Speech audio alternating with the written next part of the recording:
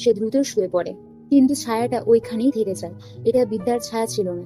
এটা দেখে বিদ্যার এতই অস্বস্তি লাগে যে শুয়ে শুয়ে তখন কাঁদছিল। এই সময় আবার অন্যদিকে দেখা যায় নূর ঘুমাচ্ছিল, কিন্তু অদ্ভুত আকৃতির একটা হাত নূরের মাথায় হাত বুলিয়ে দেয়। পরে দেখা গেল এটা একটি বৃদ্ধ মহিলা, কিন্তু এটাকে কোনোভাবেই মানুষ মনে হচ্ছিল না। পরের সকালে প্রভু আয়ুদেরকে ওই সাংদাং পুলের ওখানে নিয়ে যায়।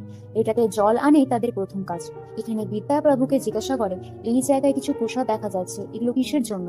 প্রভু বলে, গ্রামের মানুষেরা তো তাদের ঐতিহ্যকে খুব ভালোবাসে, সম্মান করে, তাই গ্রামবাসীদের মধ্যে এইভাবেই কেউ নিজেদের গ্রামের পুজো করে। এই সময় আবার বায়ু মজা করে বলে, এগুলো তো কুসংস্কার, দেখে তো মনে হচ্ছে কোনো শয়তানকে ডেকে আনা হচ্ছে। কথাটা শুনে প্রভু রেগে গিয়ে বলে, এগুলো বলা যাবে না, সবাই নিজের ঐতিহ্যকে ভালোবাসে, এগুলো বললে আমাদের গ্রামের অসম্মান করা হয়। এখানে আবার দেখা যায় নূরের সেই একই অবস্থা, তার ঘাড় ব্যথা করছে। সে দূরে কালো আকৃতির জন্তুর মতো কিছু একটা দেখতেও পায়। এরপর প্রভু তাদের একটি কবরস্থানেও নিয়ে যায়। এটি প্রাচীন কবরস্থান, কিন্তু এখানে অনেকগুলো কবর কালো কাপড়ে ঢাকা। বিমায়ের কারণ জানতে চাইলে প্রভু বলে, এই কবরগুলো নাকি অনেক পুরনো, এগুলো বিশেষ কবর, তাই এগুলো কালো কাপড়ে ঢাকা। এই কথাগুলোর সময় আবার নূর মাথা ঘুরেই পড়ে যায়। সে অসুস্থ হয়ে গেছে, তাই বিমা তাকে ঘরে রেখে দিয়ে আসে। এরপর বাকিদের একটি ক্ষেতে নিয়ে আসা হয়। এই ক্ষেতের কাছেই ছিল একটি জঙ্গল। প্রভু এখানে একদম সাবধান করে বলে দেয় আয়ুরা যেন কখনোই এই জঙ্গলে না যায়।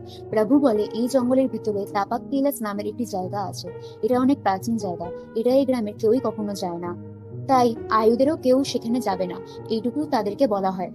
এদিকে নূর কিন্তু অসুস্থ হয়েই ঘুমিয়ে পড়েছিল, আর এই ঘুমের মধ্যে সে একটা ভয়ঙ্কর স্বপ্ন দেখে। সে দেখে তার পিছনে ওই কালো আকারের জন্তুটা রয়েছে, আর সেটাকে দেখে নূর পালিয়ে পৌঁছেছে কোনো এক জঙ্গলে। নূর এক জায়গায় পড়ে গিয়েছিল, আর যখনই জন্তুটা নূরের কাছে চলে আসে তখনই তার স্বপ্ন ভেঙে যায়। সন্ধ্যায় আয়ুদের আলোচনা বসে।